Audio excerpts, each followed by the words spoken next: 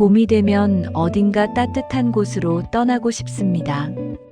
이상하게 겨울보다 봄의 더 따뜻함이 그리워집니다.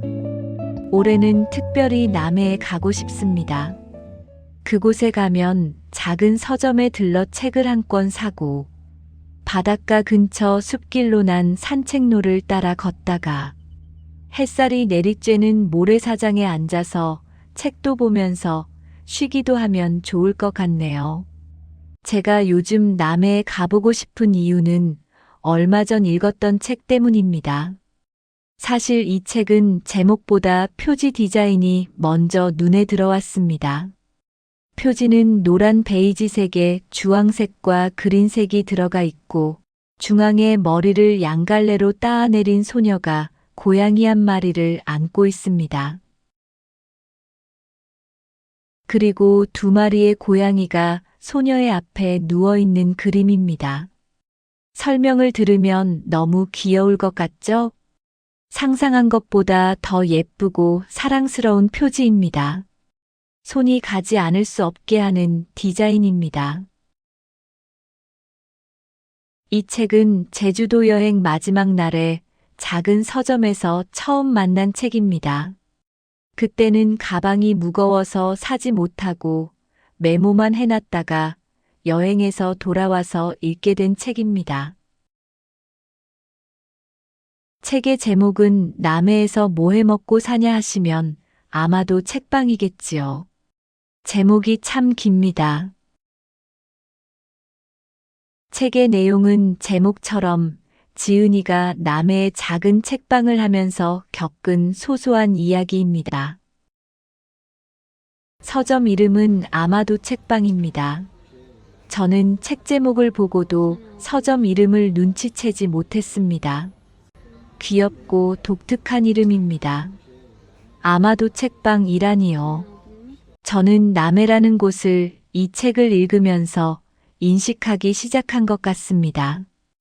알고는 있었지만 인식하지 못한 곳이 남해라는 장소입니다. 아무래도 남쪽 끝이다 보니 멀기도 하고 마음 먹고 가야만 하는 곳이라서 그런 것 같아요. 책을 읽으면서 지도를 찾아보니 남해는 통영과 거제도 옆쪽에 있더라고요. 아직 가보지는 않았지만 통영과 거제도처럼 아름다운 곳이 아닐까 생각해 봅니다. 그곳에 아마도 책방을 하는 주인장이 있습니다. 책 내용은 책방을 어떻게 시작하게 되었는지, 운영을 하면서 겪는 소소한 에피소드, 함께 사는 고양이와 마을 사람들, 그리고 친구들 이야기로 구성되어 있습니다. 책을 좋아하는 사람이면 누구나 한 번쯤 나만의 작은 책방을 꿈꿔볼 것입니다. 책방지기의 삶을 한 번쯤 느껴보고 싶다면 이 책을 꼭 읽어보기를 추천합니다. 이 책을 읽고 나서 서점을 한다는 것은 생각보다 할 일이 많다는 것, 그리고 다양한 사람들을 만나야 하는 어려움도 있다는 것을 알게 되었습니다. 하지만 출퇴근 시간을 내가 정할 수 있고 가끔은 남해 바다에서 서핑도 하고 마음만 먹으면 퇴근 후 자연 속을 산책할 수 있다고 합니다. 책 내용 중 일부를 읽어드리겠습니다. 나의 공간이 책방으로 정해진 것은 그 후로도 시간이 꽤 흐른 뒤였다.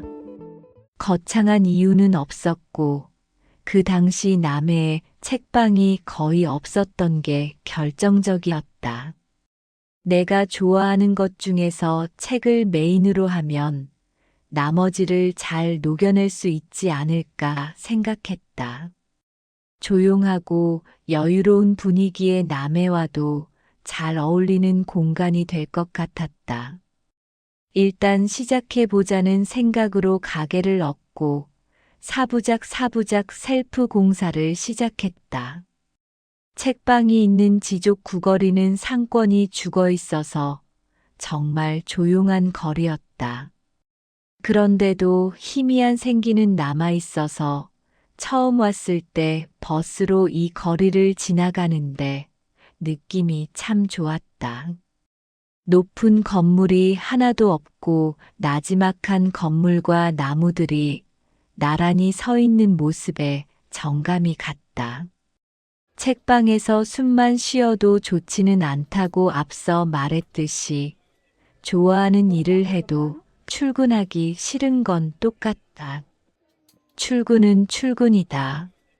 퇴근은 퇴근이고 회사 다닐 때와 다른 점은 내가 일하지 않으면 책방이 돌아가지 않고 유급 휴가도 없어서 연차 쓰기가 무척 겁난다는 사실, 그리고 일과 삶의 경계가 점점 모호해진다는 사실이다. 책방을 포함한 남의 대부분의 작은 공간은 수요일에 가장 많이 쉰다. 요즘 나는 거기에 하루 더 붙여 목요일까지 쉬기도 한다. 책방을 운영하기 위해서 행사 기획, 기고 마감, 숙소 청소 등 다른 일을 병행하는 생활을 이어오다 보니 점점 영업시간이 짧아지게 되었다. 남해에서 고양이랑 살고 술은 좋아해요 중. 남해에는 좋은 곳이 참 많다. 좋은 곳이란 자연과 가까우며 조용하고 한산한 곳이다. 유명한 곳도 비교적 덜 알려진 곳도 있지만 어지간한 성수기가 아니면 대부분 한산하다는 점이 바로 남해의 매력. 물건 방조어 부림은 책방과 가까워서 가장 자주 가는 곳이다.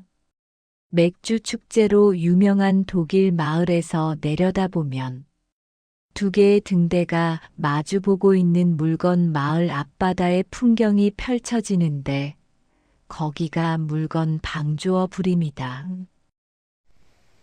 2000그루의 나무들이 해안을 따라 쭉 늘어서 파도와 바람을 막아주는 곳. 마을 사람들의 쉼터가 되고 산책로가 되는 곳. 지종마을에서 차로 10분 정도 거리라 퇴근하고 나서도 조금 갑갑한 기분이 들면 종종 방조어 부림에 간다. 300년을 산 큰 나무들 사이로 약 1km 정도 길이의 데크 산책로가 있어서 가볍게 산책하기 딱 좋다. 봄의 끝자락부터 무성하게 싹을 틔우는 나무들 덕분에 이곳은 여름에도 무더위가 없다. 상수리나무, 팽나무, 푸조나무 등 각각의 이름을 달고 한자리에서 길고도 긴 시간을 지켰을 나무 사이를 거닐다 보면 자연스레 머리가 식고 정신이 맑아진다.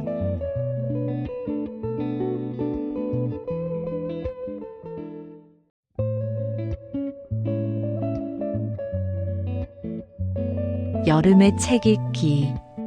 오늘은 여기까지입니다.